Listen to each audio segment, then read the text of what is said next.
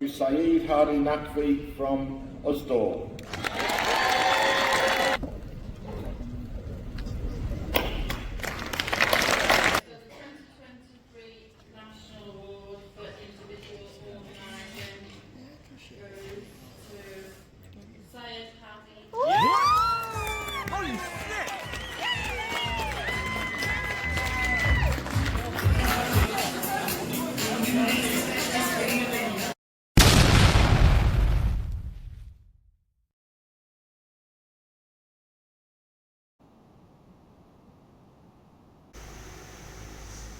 Welcome everyone, this is the Unmatched Podcast with your host, myself, the TUC Organising Award winner of 2024 in the UK. So, that again, the UK's TUC Organising Award winner of 2024. Sorry, I'm just really excited to do this. The reason why is because this is my first podcast where I've got a guest coming back, and it is Tajwar Shelim from Migrant Voice. It's really good to have him back again at such a timely point, because the UK government, the Labour Party, has announced many changes to migration and the migration system, and the best person to discuss this, to hopefully dissect some of it and address any of the challenges, is Tajwar, because he deals with migrants. And our last video was the first video that I put out, actually got a very nice level of views and responses. I just couldn't believe it. So why wouldn't I have him back again? Especially with some of the comments that we will be talking about and addressing at the end of the show. But in the meantime, I'd love for you guys to give your attention. Tajwar, it's great to have you back again. Thanks so much for having me back, Hadi. It's been a pleasure the first time, and it'll be good to kind of go through some of the comments and questions that people have. But other than that, very interesting time for government politics, both of the world and the UK. So it's good to come back and have this discussion about what's going on. And at any point, if things take a small dive or just get cuts out, don't worry, we're going to sort things out in the editing room. I'm using Riverside FM, and Riverside is having some technical issues recently. I'm not sure what's going on with Riverside, because they were so good when I started using them. But that's by the by. Let's take it one step at a time. So, Tajwar, just as a reminder, just a little bit about yourself. What is your actual role at Migrant Voice? So thanks, Hadi. I'm Tajwar Shelim. I go by Taj since uni days, really, because no one could really pronounce my full name. And I'm the campaign organizer for Migrant Voice. My background is law, usually human rights, refugee practice, and then I switched into more of a campaigning advocacy role. I'm always about trying to create social change and helping people in what ways I can, regardless of religion, ethnicity, gender, colour. And what really attracted me about the work Migrant Voice does, it is giving and supporting people who usually don't generally have a voice. When you look at a lot of the stories in the media right now, especially when it regards to migration, only around 5 to 10% of those stories have a migrant voice in it. Usually it's people speaking on their behalf, and I believe that if someone's talking about you, or anyone's kind of like speaking about you, you should be there to either stand up for yourself or give your own voice into it, and that's what we try to achieve at the organisation. But definitely today, because it's a bit more of a interesting topics we're covering, I'm coming more as an individual, as the great grandchild of migrants. A lot of my friends are migrants, and a lot of people I work with are very just scared and trepidant and considerate of kind of the timelines of things that's going on right now, where you have the ICE raids in America, you have what's going on in Northern Ireland, and obviously last summer with the race riots. And now with this white paper, it just seems to be a trend of really hostile rhetoric where a lot of people aren't just very feeling safe at them. Now that's interesting that you've talked about the white paper, because I want to really discuss that with you as well. The reason why is because when you, as a person in the UK, goes out to do a bit of shopping, in whichever retail environment you go to, food shopping or whether it's shopping in for tools, warehouse, that kind of thing, you'll find many people that have actually come across into those industries where they're still studying, still training up, and they've come from a different background from the traditional English white middle class background. So the accessibility of people, the visibility of people who are not born in the UK, who are in the retail environment, is quite easy to access. For the accessibility side of things, it causes a great deal of concern when you got policies that are coming out to try and win certain demographics over. that really shouldn't be looked at.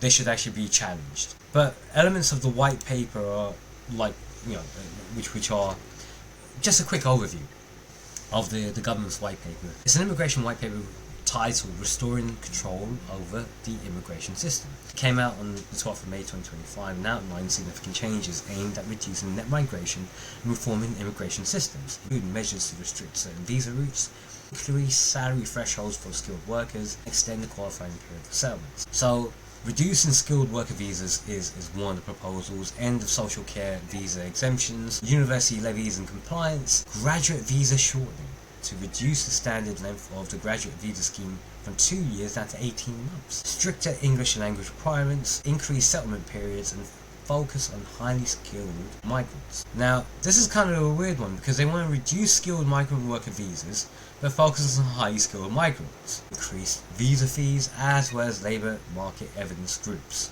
With these kind of things, you can see that there's going to be some challenges there, and it's actually going to affect some of the more high net worth people. And I'm looking at the traditional English business guy that worked really hard, founded a business, made it good, takes his money, goes to Thailand, the Philippines, Cambodia, any of those places, finds himself a nice bride and brings them back. Those days are pretty much outnumbered now and finished and dead with this white paper.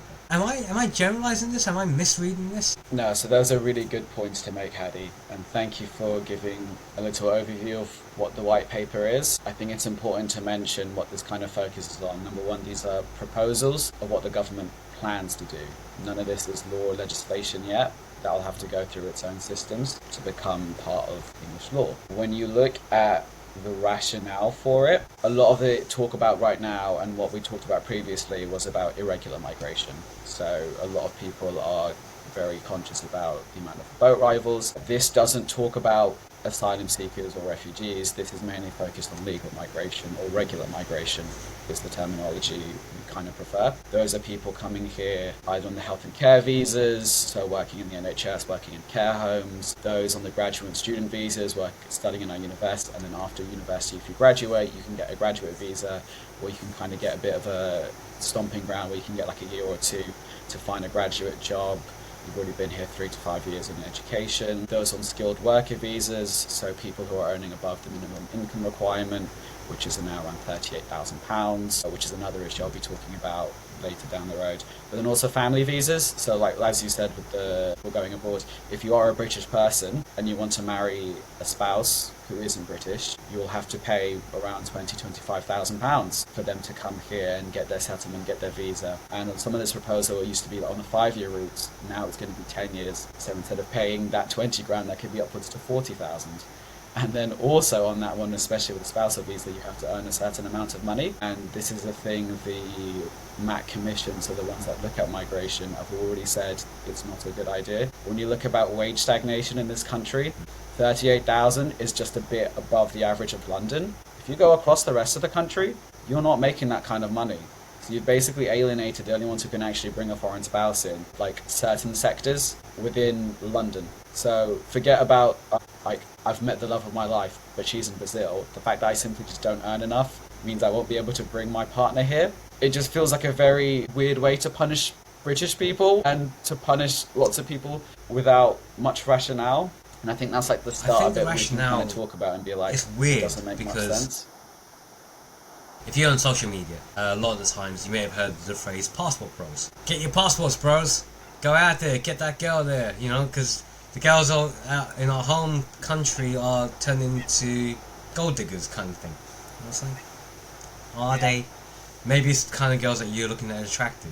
That rather than some of the professional ones who are out there. And I think that's been led by the likes of Andrew Tate when he comes out with some of his misogynist statements, because that's what he's trying to say. And we've seen that with the Red Pill community, whether it was Fresh and Fit podcast in America or whatever in America, because that's the kind of girls that they brought onto their show.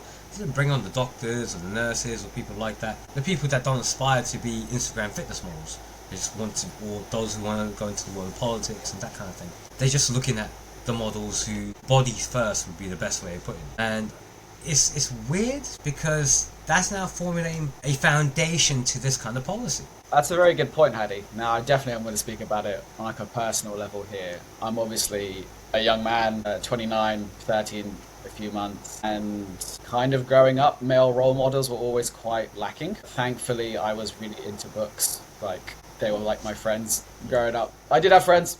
Video games and books like my main ones to go, but a lot of the role models and kind of inspirational figures I had were political figures. They were people like Mandela, Martin Luther King, Malcolm X, like even sports people. But it was those kind of traits. What I'm seeing a lot within some of my own friendship groups, but then also the younger generations, is a lot of young men not having those role models, but then also having to just turn to someone who thinks they can understand them, but at the end of the day they're trying to sell them something. So a lot of that kind of Andrew Tate dogma that's been coming around is a lot of people just trying to find something to kind of hold on to. And what the government have kind of done in that is no one's really tackling the root cause of the issue, and no one's really like even still listening to understanding them. You either get called out for being like an incel or something, which just kind of pushes you down the same route further, or you're just going to be isolated from the rest of society. And this is like the huge thing about people who are chronically online, where they only can feel a sense of community with those who've kind of been pushed down the same fate. And when it comes to like the political spectrum of today, I think we see it a lot in America, but it's also coming here.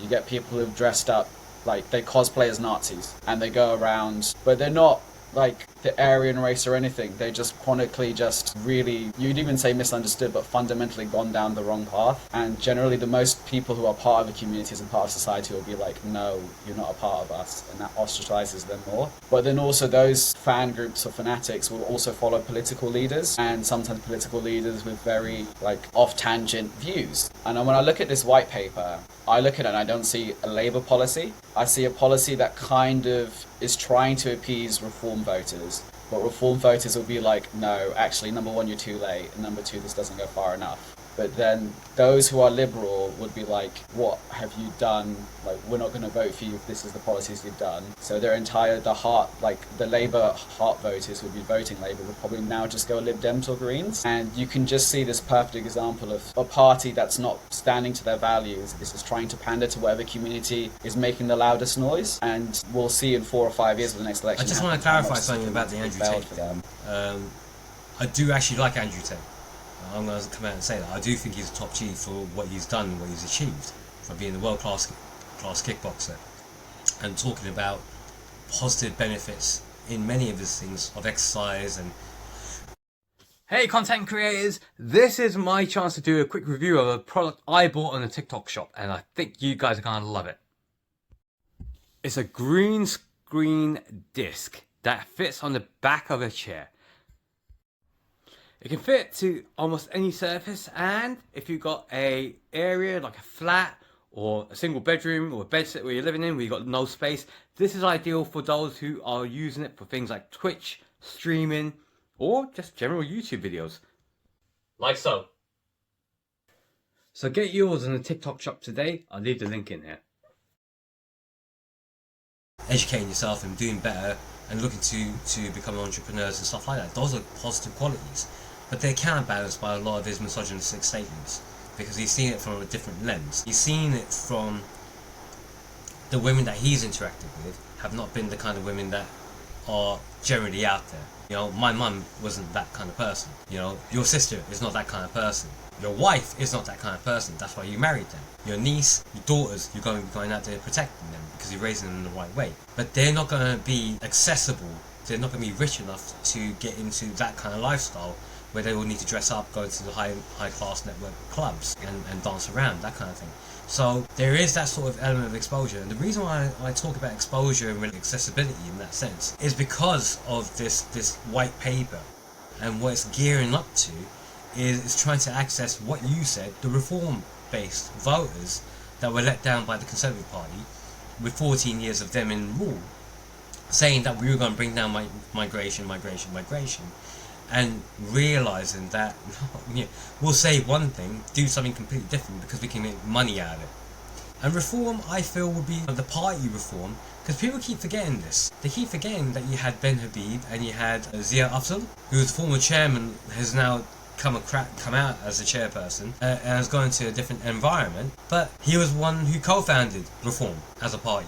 And this is the weird thing about it. There seems to be a disconnect, a cognitive disconnect. Of course, Farage, we all know about Farage, and Richard Tice, we all know about him. Their views are well and truly well publicised and reprehensible in more ways than one. But they appeal to that lower end demographic that seems to have lost hope. And I don't think this white paper is going to reinstall hope, because it's going after those people who are coming in via the legal routes, as you've so well mentioned. What do you think is going to happen in the mindset of people who are out there? I mean, like, the way I see it is the last 7-8 years, maybe in the last 10-15, the country has been going downhill, but it's things that worry me is the NHS. I really feel like that's going to become privatised and we're not going to have a free healthcare service. I had a wisdom tooth that came in awkwardly. That took 2.5 years on the NHS to get that fixed. I couldn't eat on like the right hand side of my mouth because I couldn't just afford the cost. That's what I'm worried about. When it comes to education, all of my friends who are teachers are just burnt out, exhausted, and will probably quit the profession. They end up spending their own money to like give food to children and give like supplies to children, and I don't think that should really be a thing. When it comes to our water, I pay £38 a month for Thames water. I live on my own. Why am I paying £30 for water that is probably gonna has sewage in it?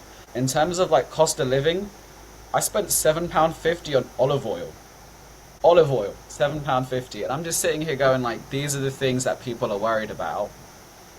And when you look at our politicians, they don't live in the same world, and a lot of the Reform votes, I think, are people who are just like, we trusted the Tories to fix things, they didn't fix things.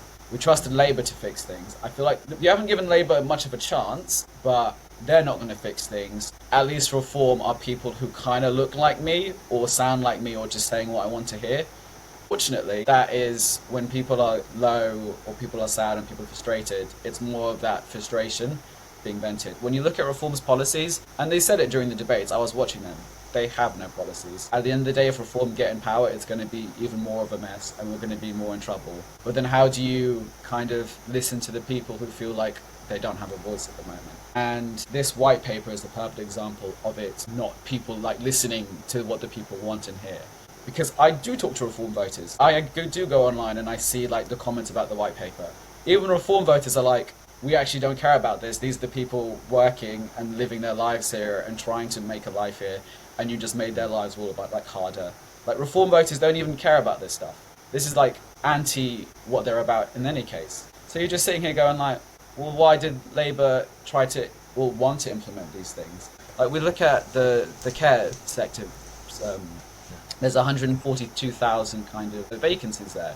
But British people don't want to clean like toilets for £8 an hour. So why have we not focused on like raising the wages and the cost and getting British people educated? Why are we just reducing? We're not solving the root problems of issues. We're just pandering to what we think Reform voters want to hear.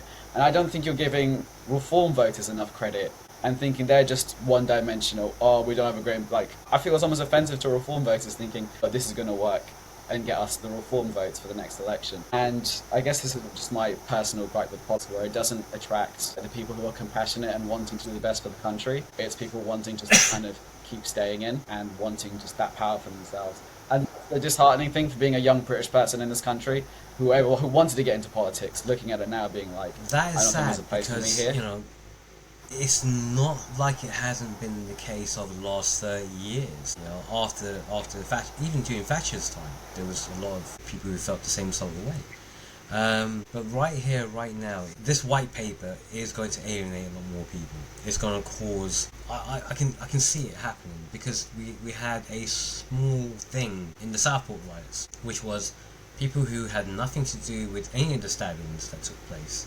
in Southport. They were being targeted, they were being attacked. It was the Muslims in the mosques, whether it was black people in the street, or even Filipino nurses. The reports are coming out loud and clear. And it's not good. You can call it the far right, you can call it the hard right, you can call it whatever you want to call it, but this is dangerous territory, from my personal point of view, with this kind of white paper. Because you're right, the social care sector can't recruit enough people, doesn't want to recruit people with the pay that they want to give. You know, even fitting the minimum wage element is having a knock-on effect for employers in more ways than one. But the minimum wage has to go up because the costs have gone up so much. The costs never stop. Put a minimum cost on things, great. Or a maximum cost on things, even better. Then the wages catch up to that. But that's not what's happening. The costs are running away. You can blame the Ukraine war at the moment. You can blame all kinds of things. But I hate to say this. If the Ukraine war stopped tomorrow, fuel prices are not going to come down to the consumer. They'll stay where they are. If anything, they may even go up. You know? And blaming migrants who are coming here, doing the work that homegrown indigenous people are not doing or refuse to do, that's not the right way to go about it. So from my point of view, the next question I gotta ask you is, how can this be challenged or changed to make it better? Because it doesn't look good. I mean, it doesn't, does it, Hadi? Like, to give you an example of what this paper kind of targets, we work with a family, 2 nurses. Man and woman came to this country 8 years ago now. Unfortunately, they kind of fell out because of exploitation with their sponsors. So the entire thing to come to this country on a skilled worker visa, you need a sponsor. But a lot of the time, you just get under exploitation. We've got stories of people coming here to work in the NHS, working in the care sector. They end up getting their passports taken from them by, like, the agent, who puts them in, like, a shared room with 4 to 5 other people and basically makes them work 18, 20-hour shifts. And these 2 people were victims of this, like basically working 18, 20 hours, and then all the money they were making was taken away from them under like costs. So the amount of abuse in the current system, which isn't being tackled in the white paper, like those things aren't being addressed, the amount of actual abuse already happening here. But you basically got a scar generation of healthcare workers who are also very vulnerable. But these 2 kind of, like, just their sheer determination, kept working, managed to have children, but then they're going to have to pay £20,000-30,000. Now, you must know how much a nurse makes in this country. Nothing. Nada. You barely make any money as a nurse. Imagine 2 nurses on a salary to try to raise a child in London. What they've had to do is 1 child has to be documented and 1 child can't be documented. So 1 child will be able to go to university, 1 child won't. And they talk to me, and they work 2-3 other jobs as well, just to kind of make ends meet. And for them, it's kind of saving money for the visa fees, which cost like $2,500 every 2.5 years, not including the immigration health surcharge, which is to use the NHS services, but it costs more than private health insurance, so it's $1,035 a year. But they also pay tax, so they're paying tax on top of the £1,000.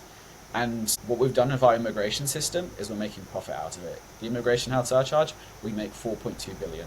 We have the most expensive visa costs in the entire world. And it's what you said about businesses. If all the wars stopped, businesses don't care. They're like, I'm making this much money, I'm going to keep making this much money because the people are going to take it. It's the same with these visa costs. They keep going up because at the end of the day, a migrant here sacrificed everything to work and live here.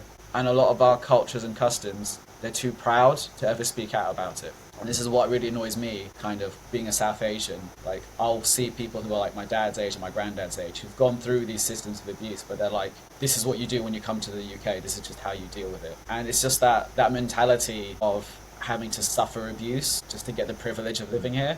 And right now, it's not a really awesome place to live. It's a really tough place to live right now for a lot of people in the country. And what this white paper and what the immigration system represents is a hostile environment that, no, you're not welcome. No, you can't make a living here. Do you know what a lot of people say to me? Of like, when I talk to them being like, I wish I never came here. This was like the worst decision of my life. And what I tell my friends is, don't come here. Like, we're supposed to be the United Kingdom, like one of the greatest countries in the world. We're like the 4th richest, but so many people live below the poverty line. The amount of just wealth imbalance in the country is systemically broken. And when I see a lot of voters and a lot of people blaming migrants for these issues, when they're in the exact same boat as a lot of British people, like white British people. But when we saw during COVID that so many organizations and individuals got 3 times, 10 times, 7 times the wealth. Why aren't we tackling those issues? The big systemic issues about big businesses and making money. Do you know how much cronyism happened during government? Like, with so many like false contracts of millions and millions, or in spending 350 million taxpayer money in Rwanda. All of this we should be advocating and like demanding. It's not good enough. I don't even know where to begin with holding politicians accountable because they just think they can kind of get away with some of the treatment and where we're going. And big businesses too. Thames Water. Why are you getting bonuses? Like, this is the worst company ever. Why do you think you deserve shareholder bonuses at this point? And the fact that this has become so normalized in our society. Like, why do we keep just taking this? I don't know how far you can beat a dog down until it's going to stand up again. And I don't know how to tackle it, Hadi, to be honest, because I think a lot of people are burnt out. A lot of people are exhausted just trying to survive. How are you supposed to mobilize people trying to survive? From my sort of trade unionist background, we actually campaign, take actions on many things. It's running those little campaigns in the workplace, trying to build up and get the voices answered. Trying to give a voice to the voiceless. That's what I always done. And then trying to gain access to the decision makers. That in itself is very difficult. From a business point of view, when you're doing any kind of sales, you have to have the decision maker, because they're the ones who have the purse strings. But when it comes to the political environment, you've got so many committees out there, and some of them are not even. Your MP may not be the MP in power. They may not belong to that party who's in power. So it is about pressure, it is about lobbying, and I think through the social media environment and doing things like this and exposing stuff, we can do it. But yeah, I think that the UK is going to be missing a trick on many things. One of the big things I think the UK is missing a trick on at the moment, with this white paper, is the students. Because, I hate to say this, Harvard University is being attacked by Donald Trump. And that's not going to be the only university. There'll be plenty of universities that'll be attacked. That's foreign students waiting to be picked up and brought across to arguably the best country in the planet when it comes to education. We actually have Oxford and Cambridge that set exams. They have exam papers that go all over the world. So why are we not capitalising on that? We've got universities like the London School of Economics leading, in that sort of environment. Much of the politicians in African and Asian countries, or even West Indian countries, will have had a stint of their education in the UK. We should be ramping up for student visas, because that also, the student economy, builds up a microeconomy. A local town, it builds up very quickly, because there's so much investment that goes into local services and goods, whether it's the retail environment, whether it's the local plumber, the trader. And I think that this paper doesn't address that. I think it is just a knee-jerk reaction. There doesn't seem to be any kind of evidence to back it up. I'll tell you if I knew, to be honest, Hadi. When I look at it, and to be fair to the government, they said they had lots of consultations, but we submitted evidence, a lot of other organisations submitted evidence. The MAC, their own kind of organisations were like, don't do X, Y, and Z, but this has basically just counted all of it. And it does seem a bit knee-jerk and a bit rushed. The first draft still had spelling errors, wrong sources, format issues, and I was going through it and being like, which undergrad intern was writing this at a point, because it just did feel like it got rushed when you're looking at it. You made a great point about the students that I do want to mention. When we see the comments kind of from the last episode, and a lot of kind of main talking points about not integrating, not being educated, not being able to speak English, I think you and I are perfect examples of the contrary. But then surely the perfect way to handle that is bringing universally educated individuals to the country, where they can also be a part of the university, be part of education, be part of society, grow up in a small town like Colchester, where I kind of spent 4 years of university. And guess what? That's a perfect way of what sort of integration and multiculturalism you're going for. And at the end of the day, they'll have a love and an affection for the United Kingdom. They'll probably want to stay here if they like the area, and they're going to live, work, and marry, and have a life here. And that's not surely what we want, right? Just Riverside, plain city buggers. Where were we? We were talking about the students. We were talking about Harvard University, and you were talking about university educated people in terms of English. So I know the white paper is looking at migrants who should have a university level. Hey everyone, I got this massage gun from TikTok shop. I'm doing a quick review on it. So you have the gun itself, 4 different heads, and they're all worth it. Easy to fit on heads, easy to turn on, and different settings. So whatever kind of job you do, warehouse, driving, if you're coming back from the gym, hard day at work, this is ideal. And easy interchangeable. Even massaging, different muscle groups, different settings. And if you put more pressure on it, it will put more pressure on the muscle too. And this is really good value for money. I got it from the TikTok shop and you won't regret it. Costs less than £20. Compared to Amazon, over 50. So get yours on the TikTok shop today. Of English to be able to come to the UK. But I think that's in a working capacity as opposed to an educational capacity. I think that we can actually make a good deal, and we have, we've seen it in the past. University students, you look at the London School of Economics, the majority of their students are overseas students, the majority of them. That helps to keep a lot of funding in the local area, so on and so forth. It feeds the economy and does really well. If Switzerland can do that with their overseas population, why can't we? No, definitely. What pains me to see is I feel like sometimes we self-sabotage our best sectors. Like when you look post-World War II and you look at the NHS, we had free healthcare for everyone. It creates so many more jobs, and the fact that all the money you put in, you get more money out. It's always been this, like the facts of the NHS. But the fact that it's been underfunded and undercut, and I feel like they're trying to do the same to universities. We have the best universities in the world. You look at UCL, look at LSE. My little sister goes to UCL. She's doing medicine right now. And when I'm looking at the facilities, the work, the levels of education she's done, that is the best in the world. And these are the things we really should be proud of, because those are institutionally the things we're great at. Why are we shooting ourselves in the foot with anything we're just good at? Being like, we're going to make the fees so ridiculous that only, not the best or the brightest, but the richest can afford. Why are we going to kind of cut funding in training and education?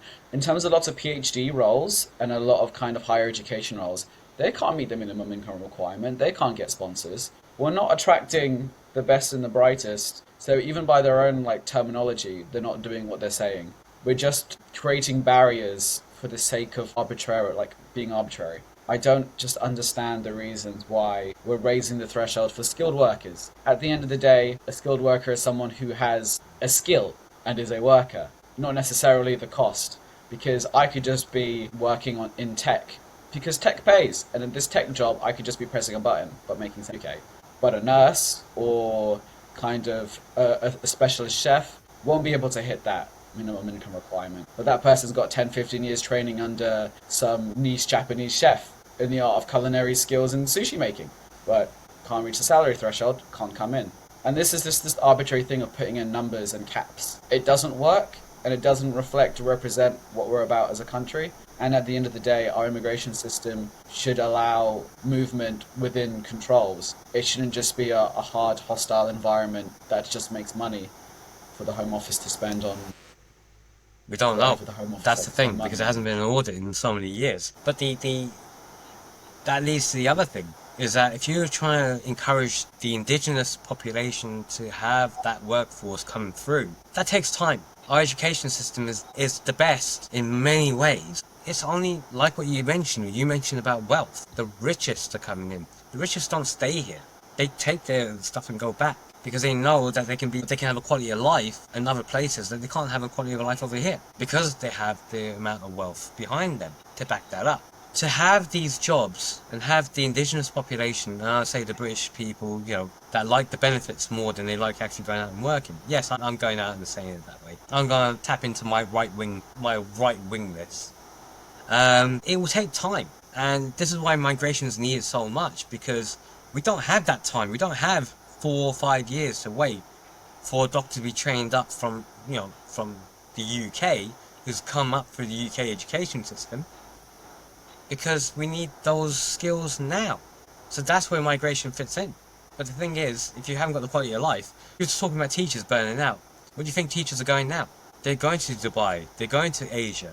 I've always said this, they will go to the east, they will go to the southeast Asia, Far East Asia, they'll go to Africa, because they will have a quality of life. Pay doesn't necessarily have to be the big thing, but quality of life has to be a big thing. Why would you deal with a unruly child when the teacher in those environments is classed as second to the parent? There is a difference in mindset and abilities. China's doing the brain drain at the moment. They actually put it out there. You the American students who come from Turkey and those kind of areas that feel threatened, come to us. We can pick up on so many things here. And this white paper, I personally feel, is going to restrict and cause more issues in terms of the local job market. Because we're finding with the job market at the moment that guys who've got 20 plus years of experience putting their CVs out still can't even get an interview. The job market's changed, I get that. It's bovine based wording and so on and so forth. TV, what it once was, may not necessarily be the case now, because not a human being looking at it. But the reality is, social care sector, best example. We need those people. The guy who goes to the pub, gets drunk, goes out, has a punch-up, goes to the NHS to get fixed up on a Friday or Saturday night. They're being treated by people who look more like me than look more like them. That's the benefits of migration, and they keep forgetting that kind of side of things. And you're right, it is kind of sad, but I do see that things are going to change for the ones who are educated here in the UK. I think there's going to be a massive brain drain with these kind of things, especially when I mentioned originally about passport bros, I mentioned about misogyny. You know, guys who've got the ability are going to go out of the UK. They're going to have that lifestyle that they always wanted, that they can't have in the UK. And this is going to make it harder. I completely agree. I think it's already happening. I think the narrative has changed. With the rise of globalization, we can kind of see the standard of living in other countries. And it was always the case growing up. You would think we had it best, or America had it best. And what that news is showing us, what TikTok's showing us, is the reality of the situation. That a lot of us really just do live like third world lives. And what's the point anymore? Me growing up, I grew up in Windsor. I had very pretty much exclusively white, middle class, working class friends growing up. Most of the young white British ones have all gone. They're all in Australia, New Zealand, and they're loving life. And they only just come back for holidays. And then I look at a lot of my Muslim friends, kind of, and they're still here, but a lot of them just be like, well, I just want to go to Dubai or the Middle East because I don't like it here anymore. You look at it and be like, of course, what hope or opportunity is there for young people? Like, at the end of the day, I'm blessed. I got to buy a flat, but the amount of trouble and trauma it took to get to this position, and then I'm in a very privileged one. But you look at the job market as well. I've got friends who've been on the job market for 2 years trying to find employment. These are people with master's degrees, with a British education, who are really good workers, and there's just no jobs for them. Why would anyone stay here? It just makes no sense to think, why haven't we thought about this as an issue? These are the real issues. I think 2.4 or 1.7 million people are not in education, employment or training. The amount of people that are claiming benefits, young people as well, have skyrocketed because no one can find a job right now, or a job like level to their skills. Why isn't the government focusing on this? Why are we pandering this white paper and stuff? These are the real issues we need to be sorting out. And this is the most annoying thing about this media narrative, where it's like everything's going to hell and everything's going wrong. Like migrants, it's the boats. It's always the boats. I mean, when you look at the financial impact of the boats or the numbers, the boats have been out going on for 10, 15 years. We're all just buying it, being like, oh, it's the boats. They're the problem.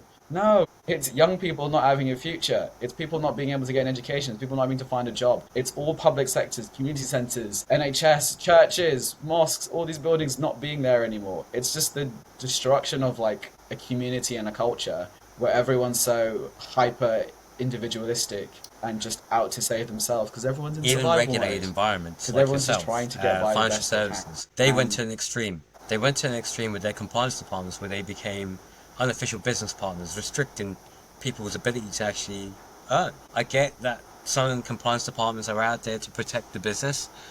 I get that side of things, but it became an extreme, and we're seeing it now. You know, I came from a financial services background. I was a mortgage advisor. I was actually one of the good mortgage advisors, but the trade union movement gave me more.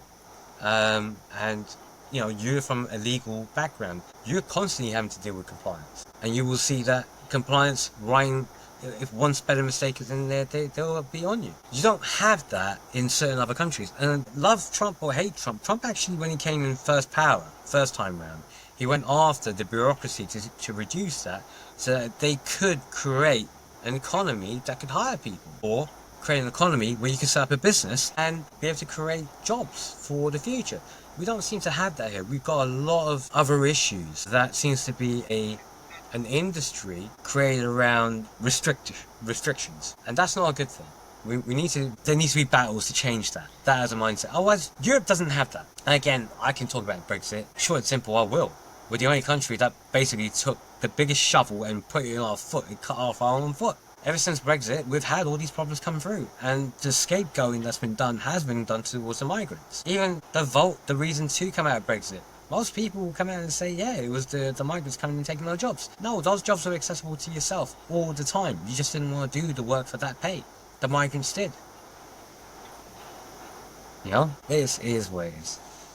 But, hey everyone, you might be lucky to get safety boots from your employer. And these are absolutely fine to have, but guess what? They don't necessarily have the right supports, and can leave you feeling aches and pains, especially in your arches at the end of the day, leading to fallen arches. So make sure you get some arch supports. These are useful. They slip into your boot and give the same comfort as trainers, enabling you to walk around all day long doing all the heavy lifting no matter what the job is that you're doing, and you won't feel any pain at the end of the day. They will leave you feeling really good at the end of the day, so make sure you order yours at the TikTok shop for the price of less than a packet of chips. We're swiftly moving on, and you talked about a couple of things a bit earlier in terms of comments. So, I had to go in and I had to pick out some choice comments because that video that I done with Tajwar, my first one, go back and watch it. He explained things beautifully, like he's done again today. We had some amazing feedback on that video. Such as, one of these comments was like, it was out of left field. I got shocked by it. The first comment that I read was, Circle, BlackRock, on my video. I don't know what the hell that is all about. I think the guy was actually on drugs at the time. Please, one puff at a time, or one shot of ketamine, not the whole bag. There was something else. This was from Robert Tolness. Nobody ever talks about how tiny this island is. It's talked about like it's the size of Africa, and we can just fit the world in. How you respond to that? I mean, we look at it through the empire, just because that's how we both ended up here, where it had 2/3 of the sea and 1/3 of the land at one point, and a tiny island managed to hold that entire empire for XY many years. But then also, you look at other countries, in terms of our actual kind of population density, it's not that high. It's very concentrated in cities, but there's also, it's because we don't build enough. Simple as. And a lot of our land is also private land. It's owned by barons and dukes. It's basically Normans. Like, at the end of the day, when people say England for the English and things like that, what does that mean? Because you had Anglo-Saxon England, or you had like Roman England, or you had the Iceni, or you had Normans. And what's actually happened, or I like to think as this huge history nerd, is instead of land equally distributed by the people, the peasants, the farmers, it's the aristocracy who owned all the land and kind of rented out some of you. And we still live in that same one, where we look at like Clarkson's farm and we're like, just humble farmer trying to like make most of the land. Oh, a lot of these people are absolute multi-millionaires and they're trying to like hoard their wealth. And this is the issue with a lot of the land that we can't build in this country. It's the issue we had with HS2. It's the issue we have with a lot of things. Well, this is one of my favourite comments. Go home, ballbag! Which was not a question, guys. So that came from the Montrose. Again, no photograph with it because, for obvious reasons, you're quite ugly. So let's keep it that way. Your modelling career. Well, I got a head the shape of a peanut rather than a ball bag. So I don't know who's talking about there. This was actually quite that's fine. And I'll stay in Stockholm. Well, actually, I'll be in Thornton Heath, South London, because we won. Crystal Palace Football Club won the FA Cup, you sack of rubbish. And we're gonna talk about Kelly D8573. Are we going to gloss over the economic migrants? Why is it for 90% plus are all young men? I don't know where they got that figure from though. So that is an actual legitimate question. Thanks for the question. When it comes to what we see on the media and everything, the numbers are also distorted. It's not like 90-95%, it is closer to 50. The amount of times there are women and children on board, it's a lot more significant than you think. It's just the way the narrative's been spinned. But then also, imagine if you're in a country like Syria, war-torn explosions, going through that European trail to get to the UK or to get to a safe nation, exploitation of torture, of rape, of violence, where a lot of people do die and a lot of people are basically traumatized on that journey. As the man of the family, you'd want to go there and do that journey yourself. You don't want to subjugate your kids or your wife or your siblings to that. And then once you're here, you're told that you can bring your family back. It's family reunification. So that is what they're told and what they're doing. And that's why the numbers are slightly askew. But let's not go part of the doubt. I like this one, leading from that side of things about war, which is came from Dan Palmer, 7676. Now, he actually did put on a profile picture, and I don't know if this is AI generated or something to divert, because some people can do that on social media. I mean, we catfish. So, the question that he gave was, give it a rest with your, we're fleeing a war zone, we do not owe you a single thing. Now, actually, that wasn't the question, but... I mean, like open a history book when you look at, let's say, like Gaza, the Nabka, kind of who was instrumental in that. When you look at the Commonwealth, the partition of East Pakistan, West Pakistan, India, there was a country, an individual who was drawing the borders there. When you look at a lot of the conflict in the Middle East, Britain is responsible and has a part to play in a lot of this. We're also very involved in world politics. As much as people like to think we're irrelevant, we are still incredibly relevant to all these things, our sphere and influence. And then also, from a humanitarian perspective, do you not want to be known as a country who does help and support other countries in the world? Why is it such a bad thing to be compassionate and to, want the best for the world? When traditionally it came from a lot of malice, wealth and greed in the British case, can it not also then be we have a duty to do good?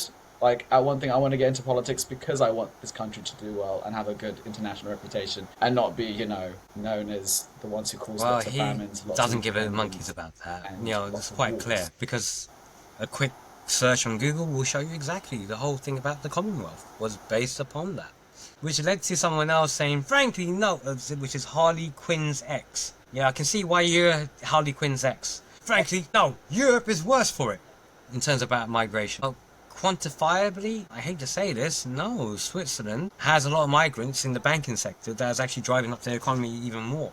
Came from India, came from all over the world. Even the UK, part of HSBC, in Switzerland, in Geneva, has a high workforce from the UK. Unless you're saying, I'm going to go historically again. Europe basically did nothing for 2,000 years except fight each other, tooth and nail, bloody. All Europe did was just conquest and fight each other. Like, if anything, refugees and migration is the most European invention ever, because the amount of wars that European leaders committed to others in the sake of vanity, land, or conquest just constantly made people move from one place to another, to another, to another.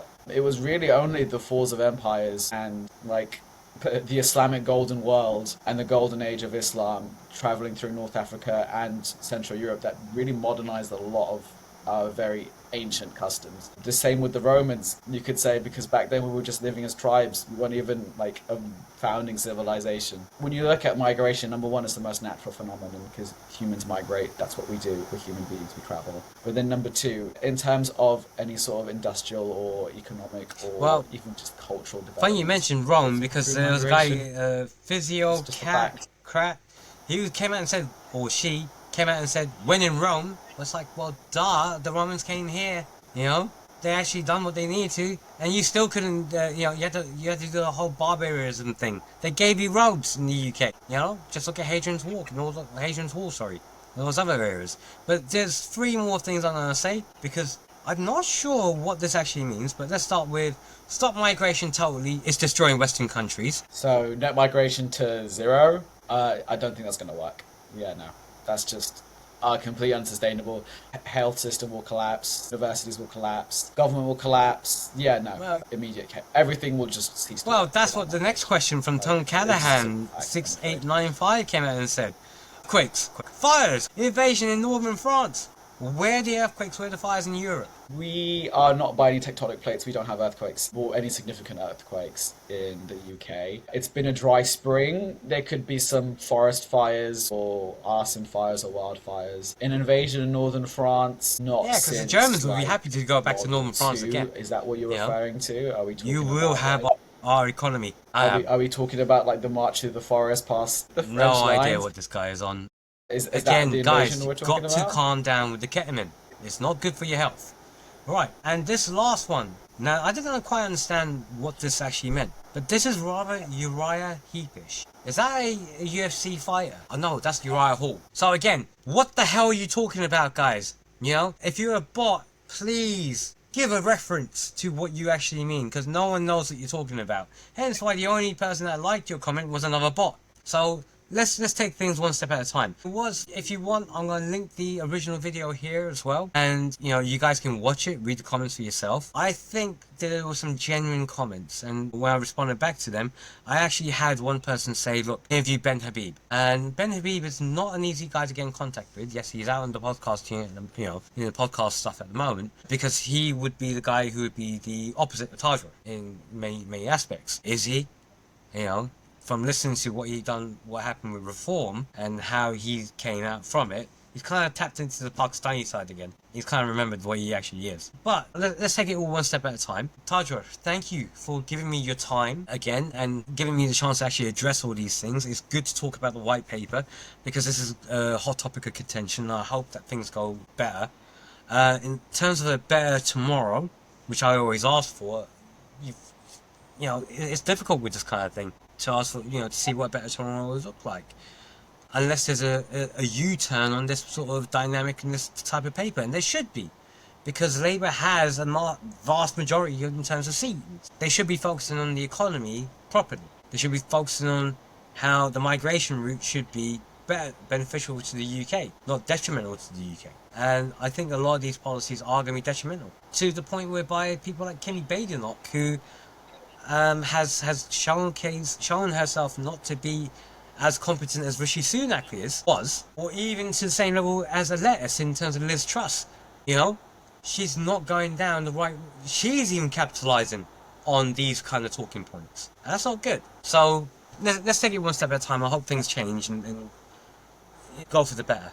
In the meantime, if people want to talk to you or get in contact with you about anything here, how can they do that? You can find me on social media. If it's generally positive, please, send me a comment. But otherwise, feel free to email me. It's Tajwar. And if you do send a positive comment, like absolutely ignorant woke narcissism, do speak what you actually mean and give an example of what it is. Don't just put in some random words together, because we don't, on YouTube we can just tell when you've actually put it on there, such as at the beginning of the video, without even watching the whole video. You stupid muppet. What do you think? So, that's me coming out there being me, and that's me in my personal capacity. And by all means, please do something positive. Like, comment, subscribe, share, follow. Do whatever you can on all of our platforms. It's great for me. And in the meantime, guys, I hope to catch up with you at the next episode as well. Take care. I'm signing out. Thanks, Tajwar, for being part of this again. Thank you for tuning in to the Unmatched Podcast. Your support means the world to us. If you enjoyed today's episode, please take a moment to like, comment, and subscribe. Your feedback helps us grow and bring you even more incredible stories. And remember, if you're unmatched in your field and have a unique story to share, I'd love to hear from you. Reach out to me at hadi.naqvi@googlemail.com. Let's inspire others together.